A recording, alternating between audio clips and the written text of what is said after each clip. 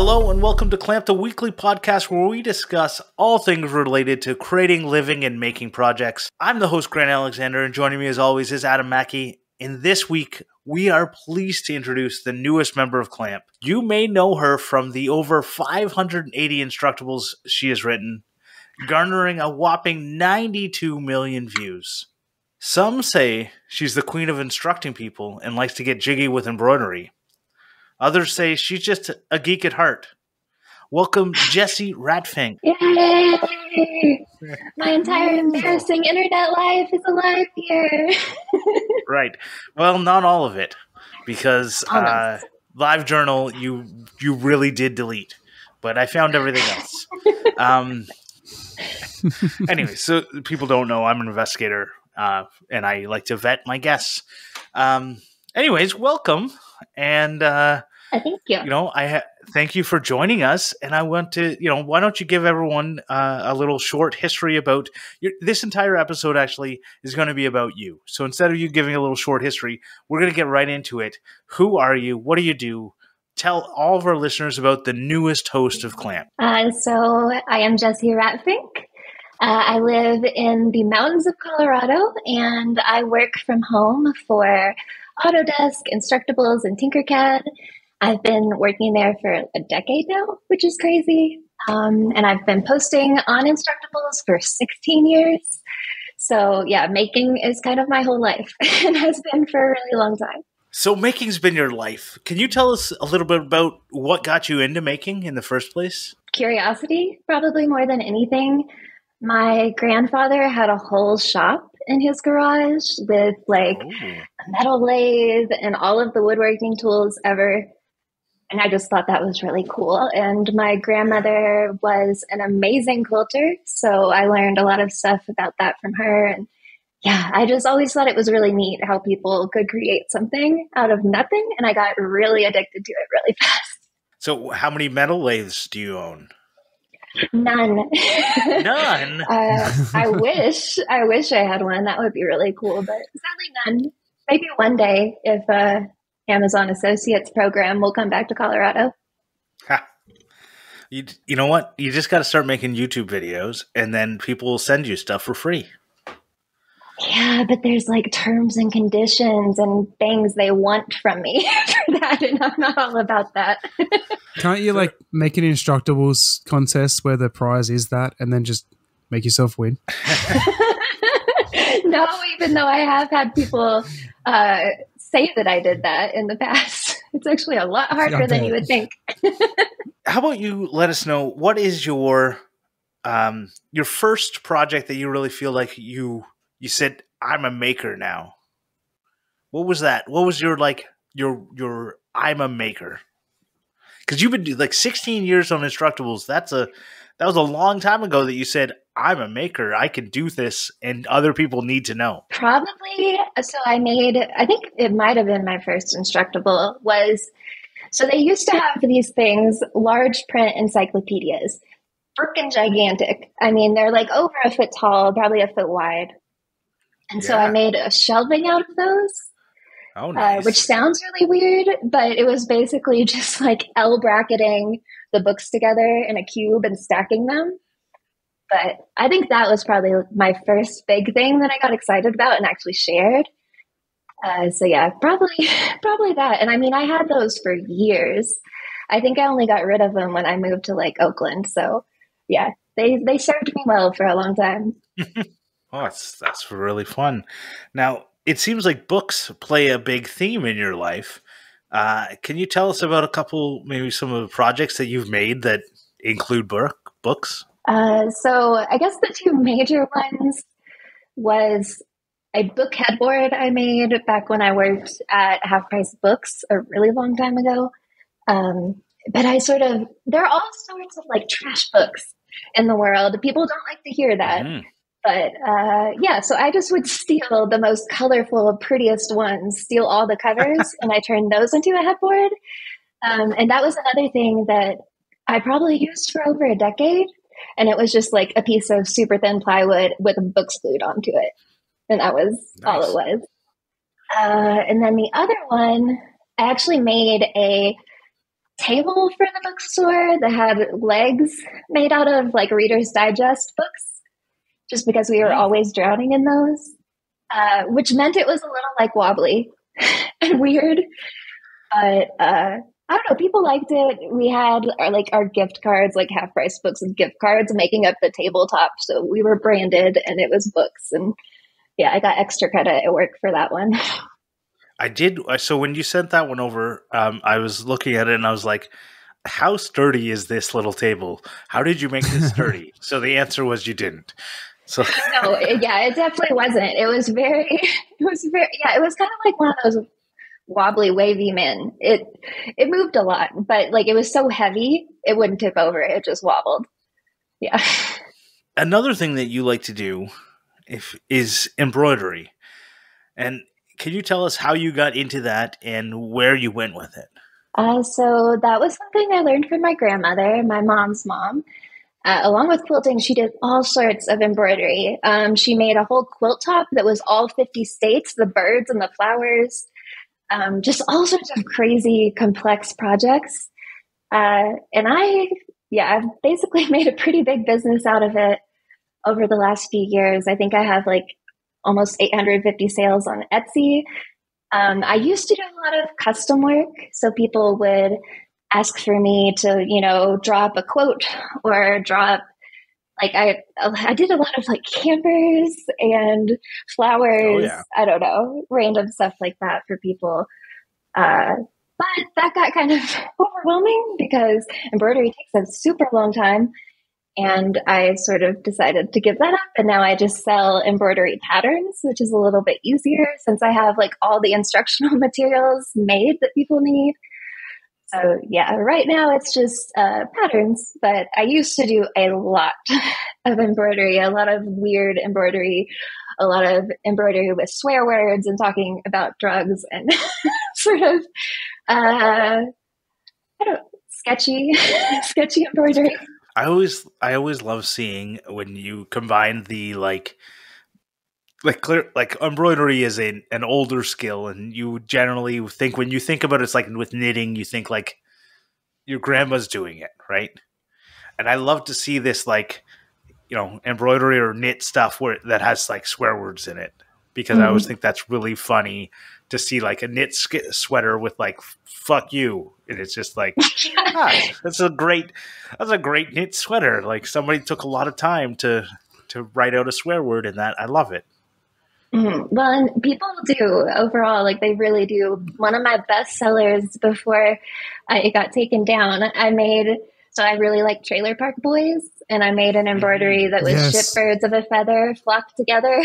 And I sold so many of those for a really long time. But Trailer Park Boys actually copyright striked me on Etsy. Oh, no way. And their proof that this thing belonged to them, they just sent a picture of Jim Leahy. That was all it was. Whatever, I'm not going to contest that. Oh, that's too bad. You know what? They seem like really good guys. I'm sure if you had just asked for permission, it would have been fine. Probably, but I don't know. Etsy is so weird about that stuff. I was just like, okay, all right, that's fine. I won't sell it. Disney's really bad like that too. Don't ever try and make anything Disney. You will get sued instantly. It's insane. So I remember the last time we were on, you in the background had, and if people have never recorded a podcast, they may not understand, but when you're recording, the visuals go a little bit, I like to call it potato or pixelated. And in the background, I saw what I thought was Nicolas Cage, but it wasn't Nicolas Cage. I think it was Ruth Bader Ginsburg. Or it was the opposite. I can't remember. But, you thought it was Ruth Bader Ginsburg, but it was actually Nicolas Cage. Yeah. Oh, right. Yes. So it was the other way around. Right. And that was a good time.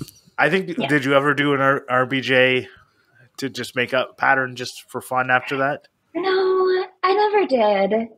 But she has some good quotes that I could probably put flowers around if I ever get motivated again. Right. I want to switch gears a little bit. Why did you want to join Clamp? I'm a podcast nerd, so I think that's the first thing. Because I live in like a super remote place and I work at home, I listen to podcasts all the time. So yeah, I guess now I get a chance to be a part of one. And I mean, if there's anything I know, it's making. So like, why not the subject? It's like either going to be making, gardening, or horror movies, probably. So this is a good one, I think. Right. Well, and you could put all those in our podcast because we made it really, really, really broad to encompass whatever we wanted to talk about that week. So I got a question. Do you listen to podcasts on a speaker or in headphones? Headphones most of the time, yeah. Yeah.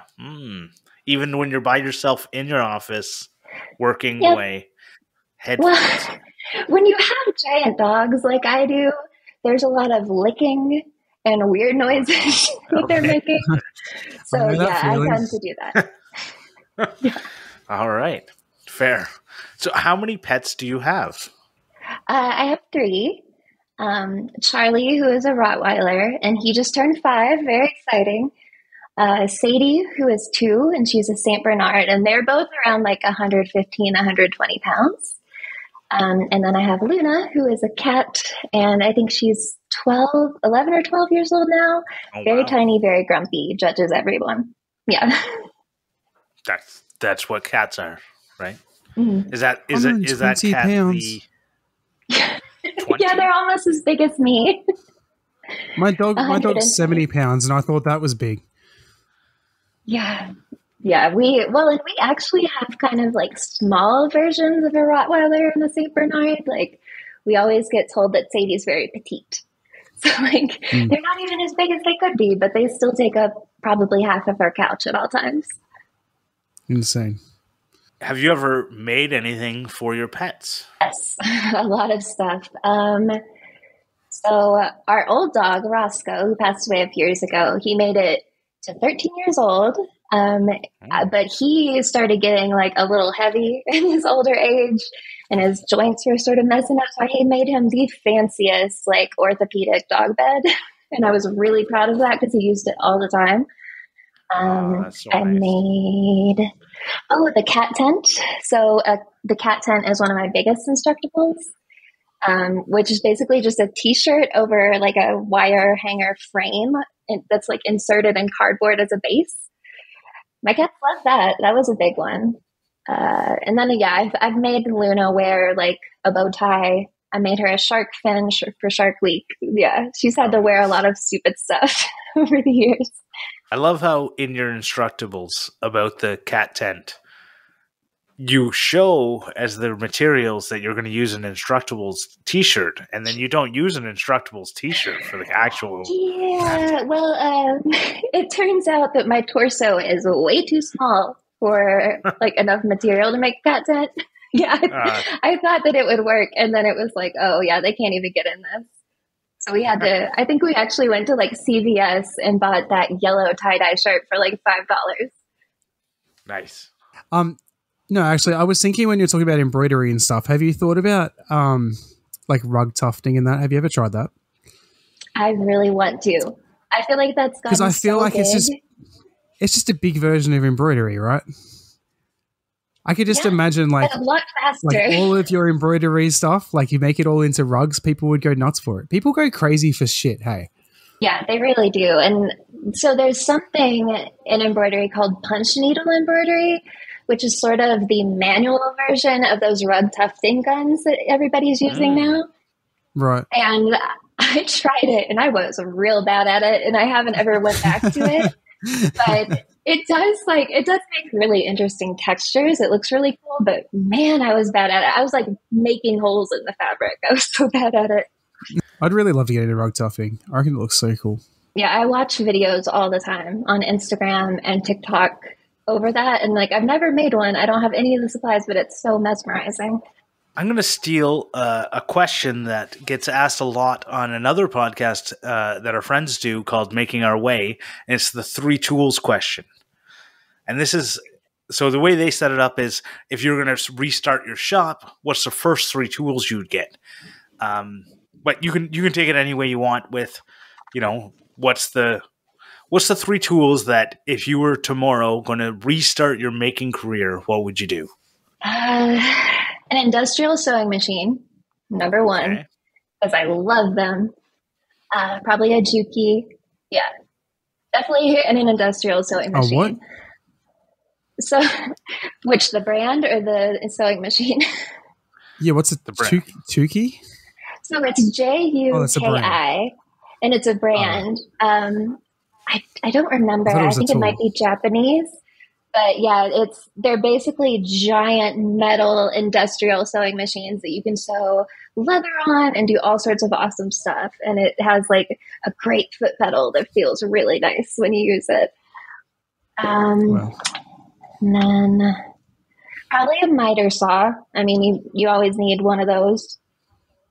And unless you have a table saw, then you definitely you know what? Actually, yeah, let's switch it. Let's say table saw, because that is one of the tools I've never been able to own because I've always been in a really small place.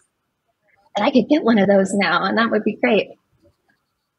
And then I think it's funny that you take like a circular saw and attach it to an arm. That's your choice of tool that you can only use for one thing. No ripping, nothing, just cutting boards to length. That's all I can do. Yeah, that's all I've had for years. I definitely need to upgrade for sure. And then for the last one, I don't know. Probably a nice drill press. Oh, interesting. Nice drill press, because I feel like I'm always trying to drill very straight and doing it really badly. So yeah, drill press. So you drill badly. That's the thing. Yeah. Everyone. Yeah, I'm an overthinker. Yeah, I start trying to anticipate where it might end up, and I'm like moving the drill too much. Yeah, it's messy. All right, I don't know. There's people who are going to be thinking a lot of things about that answer. They probably will. Oh no. All right. So, going back to headboards, one of the things I saw is that you made a plant hanging headboard. Is that what replaced the book headboard? Yeah, it is. The book headboard didn't quite make the move from California to Colorado. It kind of got broken a little. Some of the spines ripped. So I decided it was finally time to retire it. And we're still using the plant headboard I made today. The only difference is that I switched out one of the plants in the photos for a spider wart instead of a pothos. That's the only difference. But yeah, it's basically a wooden curtain rod, like it's, I don't know, maybe 5 or 6 feet up the wall. I can't even remember how high I put it now, but yeah, you basically mount it and then you can just hang plants on it. And I would also like to say for the record that we have not been attacked by any spiders in the middle of the night, which is what everybody told me was going to happen if I put plants above my head when I was sleeping. How do you know? Well, I haven't had any bites, and I feel like spiders always bite me. So either they crawled in my mouth or they left me alone. I was going to say they crawl in your mouth. Yeah, they probably crawled in my mouth, but I didn't know, and so it's okay. See, when I saw plants hanging over the bed, all I thought was you're going to spill water on the bed. Oh, yeah, I do that sometimes for sure. Okay. Yeah. We have a plant hanging over my head, and my side of the bed's always wet. I can always tell my wife's wet the water the plants. Yeah, I thankfully do pretty good with it, and I have them in planters that have like plugs in the bottom so that they don't leak. But man, sometimes I go to water and I just like water right on top of a leaf and it just goes everywhere. So yeah, that happens. So you like plants then? Oh yeah. Because you have a big plant behind you. Yeah, that's my tree. I love her. She's beautiful. She was like super tiny when I got her. I think she's like 4 years old now. But yeah, I have probably it's a bit potato-y, but is it a special tree? No, it's you are in Colorado. Yeah, it is. It's a schiflera. So I think sometimes it's called an umbrella tree. Oh, but, yeah, it's not anything special, but I like her. Here in Canada, we had a show called Under the Umbrella Tree, and it was like for kids. and they had an umbrella tree, and like their puppets would talk under the umbrella tree. I don't know. If you're Canadian and grew up in the 90s like I did, then you might remember that show, and that's the end of that anecdote. I'm Googling because I want to see what it looks like. I don't know. Anyways, don't Google it. I've noticed in following you on Instructables over the years, I've noticed that you do a lot of food related Instructables. Are you a big foodie? Are you big into making food, or do you just like to make Instructables so you're cooking anyways? Might as well make it. No, I mean, yeah, I'm pretty obsessed with food. Like, I grew up always having like a home cooked meal every night at home, and my grandmother was an amazing cook, and my mom. So yeah, I learned a lot of stuff from them, and I've always cooked for myself because I've been like poor until like the last few years. So yeah, I really like food. I like making food. I like making food for people. Yeah, that's pretty much almost all of my food Instructables I made when I was still working in San Francisco, because we had this amazing test kitchen at Instructables. So yeah, I spent all my time feeding people pretty much. Like there would be days where I would knock out like 2 or 3 recipes. Well, I know your biggest Instructable, getting almost 10 million views, is the perfect oven sweet potato fries. Yep. Yeah, that was my claim to fame. Yeah, I had my wife make them that way, and they turned out really, really good. So because I don't do cooking, I don't like it, I don't enjoy it at all. It's like I don't understand. There's like weird things that I will never, ever, ever pay for, and cooking is one of the things I will. If the first thing I would do if I was rich was never ever make another meal, ever. I mean, I could kind of get behind that. Like, food always tastes better when somebody else makes it. Like, I think I would also want somebody else to make me food if I got super rich. Fair. What is your favorite food then? Because it's not going to be your 10 million sweet potato fries. It's going to be something else that you really love. Honestly, probably my mac and cheese recipe, which is something I can't really eat. Like it will kill me, but it is so good.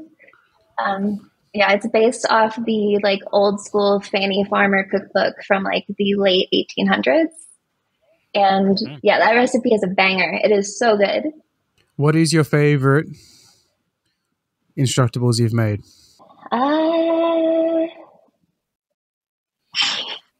I think maybe so I made a appetizer that was a human torso, which sounds really strange. But yeah, I made like the skin out of salmon. I put a bunch of like dips and different things in for the organs. I used puff pastry for the ribs and the base of it. I had sloppy Joe intestines in there. It was really like, it was like a whole day of work, or maybe 2 days, because I cooked a bunch of this stuff the day before, and then I took it into the Instructables office and like assembled it all day. Wow. And it was worth it. It was really gross and awesome. And you did this and then served it to your coworkers. Yeah. Yeah, mostly my coworkers, but actually, I think that maybe we had fancy business people come. Yeah, no, that's what it was. We actually had fancy business people. I don't even know who they were, because we had just been bought by Autodesk recently. And so, yeah, there were people coming in, and I'm pretty sure that it was served to them the next day. So I do wonder what they thought about that. I had forgotten. Wow. That seems like to me like the way to get fired, but clearly, like you're like, oh, hey guys, I'm a serial killer. I've made a human torso for you to eat. But I mean, thankfully, Instructables has always like embraced the weird. Otherwise, I don't think I would have ever gotten a job. Considering I also posted that Barbie doll electric chair and Yeah. Yeah. I'm sorry, but the earwax marshmallow things are. Oh. Yeah, those earwax marshmallows, and then the Jello shot urine samples. Those were big too. People liked those. People are weird. They really are, especially when it comes to Halloween. Like the amount of strange stuff I've been able to post and get away with and get like tens of thousands of views on is kind of astounding. So for people who don't know, we're not an interview show, but we felt it was really good to try and have an interview show. And this is why we're not one, because it's really hard, I think, to interview someone. And if anyone listens to Digitally Creative or Because We Make when Vincent was interviewing people, it's a skill that I don't have. And what I have is the ability to just talk about a random subject. And talking about someone else, I feel bad, like weird, because like I know a lot about a lot of people, and I don't know how much they want out in the real world. So I could ask questions that are like really specific to 2004 Jessy Ratfink that she doesn't probably talk about want. That. Exactly. So I don't know where to go with these. This is a problem with like doing too much research up top. But you gotta, if you're gonna have a new person on your podcast, you should really, really do your research. That's what I'll say. Yeah. Little tip to help with that: stop fucking investigating our guests. Well, then you won't have things that you want to talk about that you don't know if you can talk about. Well, hold on. Everyone loves the little thing I come up with at the front of the podcast. Yes. I get that from the investigations. I know. Oftentimes, only the person who hears it and the person who I'm speaking about will even get the inside jokes I'm putting in there, because they probably don't have their Hotmail from 2003 still public. Yep. But they'll get it if they know it. Anyways, beyond Instructables, why don't you talk about things you've done outside of your job? Or is everything... Do you make everything into your... Like, do you just like, oh, well, I guess I got to put it on Instructables? I guess you kind of do. You got 580 Instructables. So. I kind of You're like someone trying to make a YouTube channel. It's just like, if I'm going to make it, I may as well make a video. Yeah. There's not a lot of stuff that I do that wasn't documented either for like my embroidery business or through Instructables. Yeah. I mean, okay. What do you enjoy doing that is not work or making? Yeah. Manual labor, which sounds really weird, but I really like working in the yard, or like right now in winter, I'm always like either shoveling snow or snow blowing it. I really like getting outside and being active. And I also work out a lot. Like that's probably one of my like biggest hobbies. And I have kind of like a little tiny gym in our garage with a rowing machine and a recumbent bike and a hula hoop, because hula hooping is awesome. So yeah, I do a lot of that, and I watch a lot of horror movies. So like, yeah, I haven't done a lot of crafting or making in a long time, just because I spend so much of my time talking about it online. I don't know. I got kind of burned out for a little bit, and I'm waiting for it to kind of that feeling spark again. Yeah. No, that's what happens when you obsessively document everything you do. Yeah. Yeah. Yeah, I really overdid it.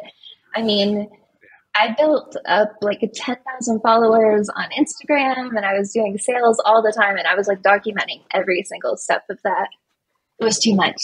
And so now I just post about my dogs and my plants and snow, and that's it. I want to give all of our listeners a chance to ask you any questions they have. So what we're going to do is have, for the next couple of episodes, we're going to have a little section that's like, Ask Jessy Ratfink, and it's because we've run out of slang words, and we're going to have that. And the best part is I did not ask if this was okay. I'm making this up on the fly. It's happening now. So if you have questions, write to us on the Clamp Instagram, or write to either Adam or myself directly. You can obviously write to Jessy if you want to directly, but if you want us to ask the question on the air and catch her off guard, just write to me, and that way we can ask the questions. And she doesn't know what the question is. We won't tell her ahead of time. We're going to do a couple for the next little while. That's what our fun little bit we're going to be doing. So I do have a slang word for this week, but okay, well that's good because we don't have any questions yet. Exactly. So okay, before we move on to thanking our amazing patrons, who is your favorite creator that does Clamp host? Right, that writes. Yeah, your favorite creator that hosts a podcast. No, your favorite creators. You can do more than one if you don't want to offend too many people that make Instructables posts. Because you see them all. I don't know if you see every one of them, but you see a lot of people making. Yes. So. Oh, wow. That's a hard one because, there's so many. I really like everything that Once Upon a Workbench puts out. Yeah. Because it's very nerdy and fun and super detailed. I really enjoy everything that he does. Moon on Our Nation is one of our authors who does a lot of really cool electronics and Arduino projects.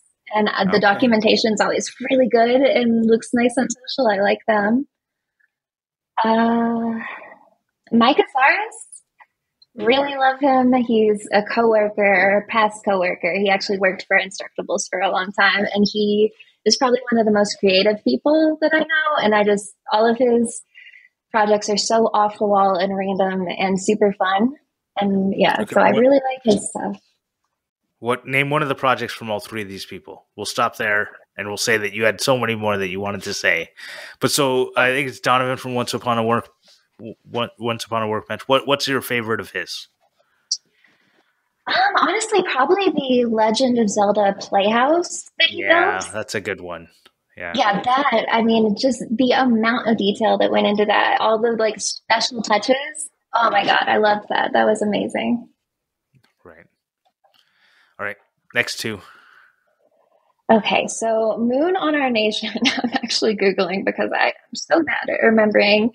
But he put together a list of sort of graphical elements that you could use in your Arduino coding or LCDs or whatever. Oh. That one was great. I really liked that one just because I don't know, I really like it when people publish something that is a how-to guide that is going to be useful over and over and over again. And his documentation is so good, and I love the examples that he shares. And then, so for Mike Asaris, probably the giant folding pocket knife. That one was ridiculous. It was a lot of fun to see it come together, and it was fun to see people react to it.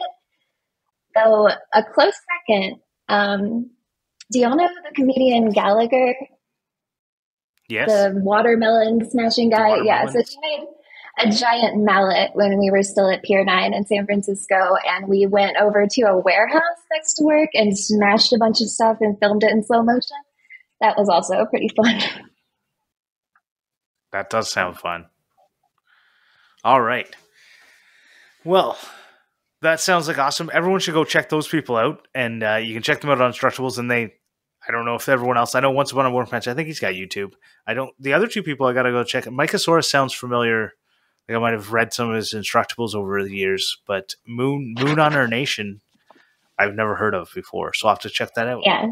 They're good, but it's very tech focused is what he posts. Yeah. So it's, different from what I normally like, but good documentation.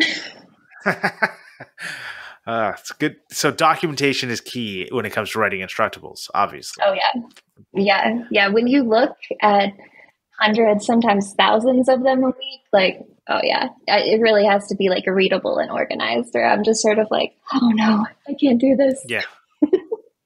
Yeah, I went to engineering school, and the only A I got was in this class called English for Engineers. And it was like a class of how to write instructions. That's what English for Engineers was. And I looked around the class and I went, this is too easy. I'm in the wrong class. And I wasn't an engineer, clearly, because I didn't end up finishing it. But I was like the only one who going like, are we learning anything here?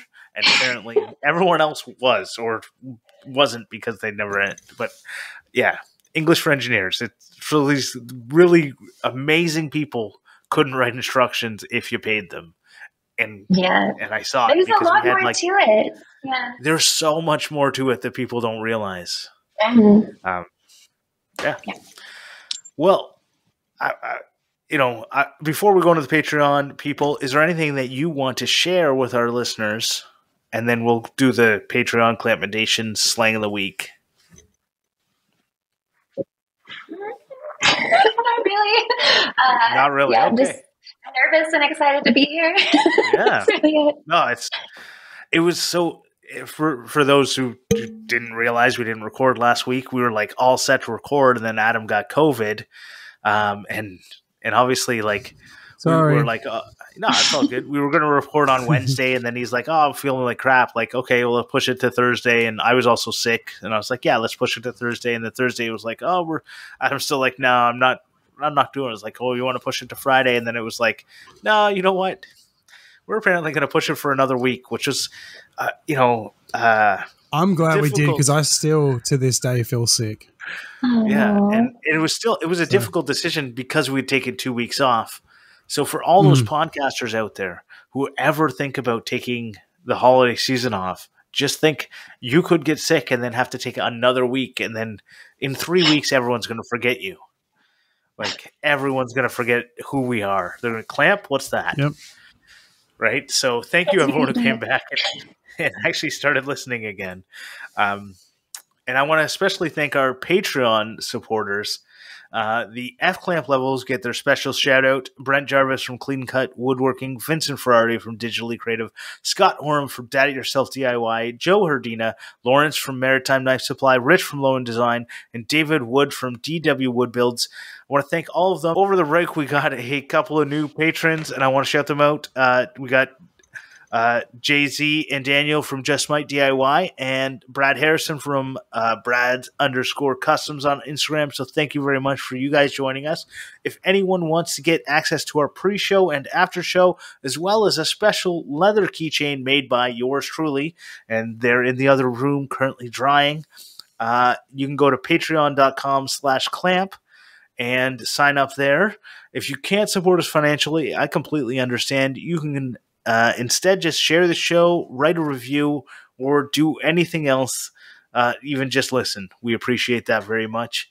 And with that, on to Clampmendations. Clampmendations. My Clampmendation this week, I know that I've Clampmendated Mighty Car Mods before, but they put out a video recently because they've been on YouTube for 15 years now, and they called it The Real Story Behind Mighty Car Mods. And honestly, like, if you were into content creation at all, it is an amazing video to go see. Like, they purposely have built a studio because they both work in the music industry of making music for movies and TV shows and stuff. That's where they first started. That was their background. So they purposely have made in their entire like YouTube studio, and then upstairs is like their recording studio. And it was so interesting for them to go through and talk about like all the camera gear they started with, and where they're at now, where the money comes from now, and what they do in their full process. And it was very interesting. Like, it gave me a whole new appreciation for what they do. Mm-hmm. Like, they are a full production company, just the two of them. And it was a very interesting video. So, yeah, I didn't know this, but Moog, who he does all the music for the YouTube channels, every single piece of music that has ever been in one of their videos is recorded for that video. Like, they have never used any music that's not their own. That's wild. Crazy. Yeah, wild. They said something about it takes like 2 days or something to record and then like 4 days to edit, and then another 4 days just for the music, and then another like that. It's crazy. The effort they put into their videos is really good. Well, it seems to have been paying off for them, but oh, for sure. Yeah, yeah. They're one of the largest YouTube. They've also been doing it a long time, so it's good to see them kind of. No, I mean they've been doing it 15 years, so right. It's almost as long as YouTube's been around, right? Yeah, like as a content creation thing. Like they were around before you could make money from YouTube, right? Yeah. I still remember when you would get a viral video and YouTube would just send you a check. You didn't have any monetization status. You just got a check for having a viral video. Unlike the South Park episode, you would just get you made a viral video because a buddy of mine got had a semi-viral video and got like a $38 check. But that was a long time ago. Right. Hey, it was $38 you didn't expect to get. Exactly. I'm going to recommend everyone check out a social media that is not monetizable. So a lot of people look at like YouTube, Instagram, and all that, and they just look at how can I make money from this. And I often look at this place called Imgur or Imgur, depending on who you ask. And if you ask the people who started it, it's Imgur. But if you look at I like that site because it is, if you just look at the new posts, you can sort by like their most viral by newest. So I like chronological order stuff. And other than like the ridiculous amount of ads that they have, there's no way to monetize your topics there, and you're really only ever going to get good stuff goes to the top, it seems, other than politics stuff, but we won't get into that. You can filter that out if you want. But I like it. I also, if people have been following me for a while, they might have noticed that I've recently had a couple of viral things on different platforms like TikTok, Instagram, Facebook, and Imgur. Different things have been gone viral, and Imgur's the only one where if somebody says something negative, they get downvoted. They get, like if they say something like about how I've swung my hammer, and you need a purse, it's the only place where people come to my defense. Facebook, everyone jumps on and goes, yeah, he does. I'm like, anyways, it's the only place that I feel like pretty confident that if I make it to the front page, I will not be blasted with negativity, unlike Facebook or Instagram, which, yeah. Anyways, go check them out. Jessy. So my Clampmendation for this week will be Barbarian, which is a horror movie, because I only watch horror movies pretty much. But yeah, if you haven't seen it, go in blind. Don't read anything about it. Just watch it. It is one of the most unsettling, tense, crazy misdirects that I've seen in a long time. And it was very fun, very well paced, good gore, good sets. Yeah, it was great all around. I highly recommend it to anyone that likes horror movies, that likes thrillers. Yeah, a lot of fun. Where can people see it now? So I think that it's on Shudder, I'm pretty sure. And I think that you can either watch it for free on Amazon Prime or rent it on there. Okay. Interesting. All right. Well, I will probably not see that because I don't know. The only horror I like dystopian, like futures. And I like zombie movies, which are basically dystopian presents, right? Like I like Mad Max is one of my favorite movies in the world, and like anything zombie. Have you seen Train to Busan? Is that the Korean? Yes, that's my favorite zombie movie. I haven't watched it yet. I almost did, and then I think there was like a sequel coming out. And I saw like I think there's a sequel to it now. with it happening in a school. And I just remember going like, if there's a sequel, I want to watch the sequel right away. And then I didn't watch it, and then it fell off the radar, and then I canceled Netflix. So, well, I highly recommend it. They are the scariest damn zombies. They move so fast, and like as a single organism, it's so scary. That does sound scary. I don't know if I like that. I like slow-moving zombies because I feel like I could get away. Like, I feel like when I think about zombie movies, I think like the whole time I'm thinking like, I can do that. I don't want a movie where it's like, oh no, we're all dead. Like 28 Days Later, the fast zombies, no. Resident Evil, no thanks. Right? The only zombie movie I like is Shaun of the Dead. Shaun of the Dead? That amazing. Is a very good one. Yeah.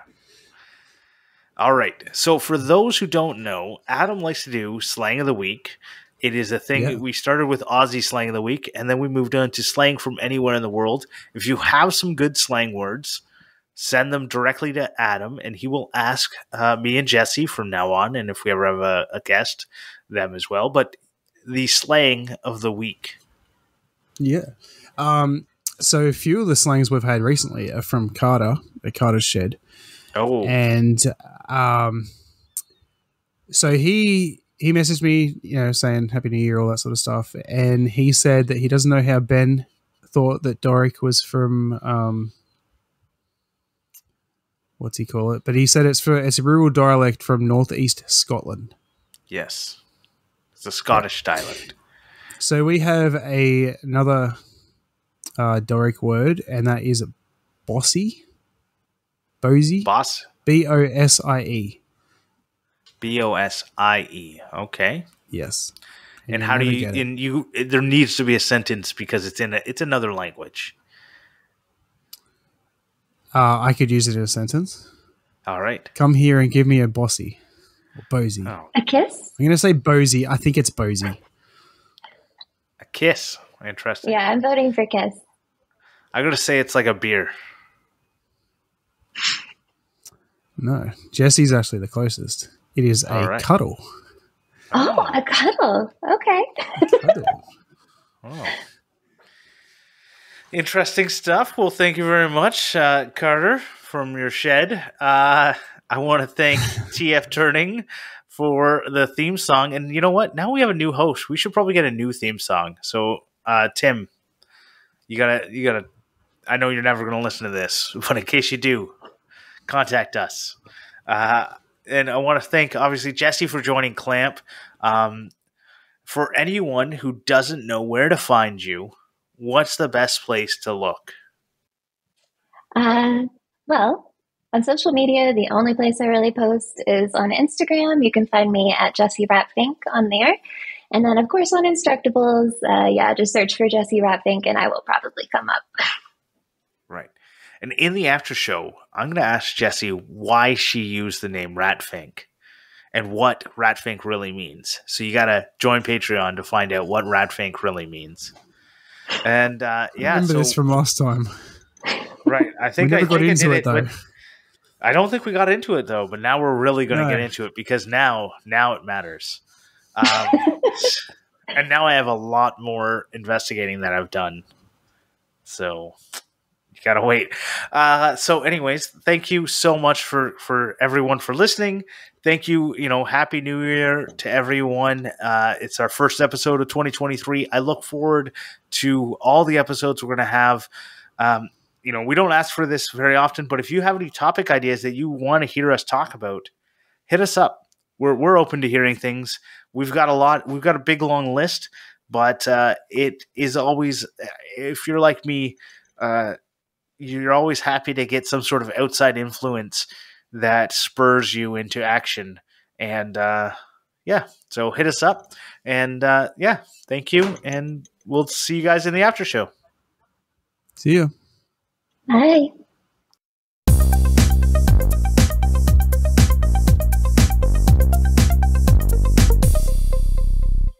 Yeah.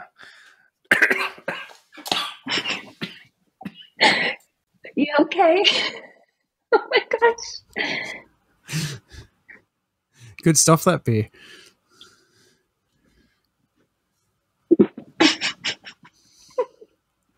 We lost Grant. Oh my god, I don't know what happened, but I just started choking. So baking, it's been your life. That's awesome. Oh my god. Okay, reset. Well, that's amazing to hear. This is going to sound horrible when Adam edits it all together.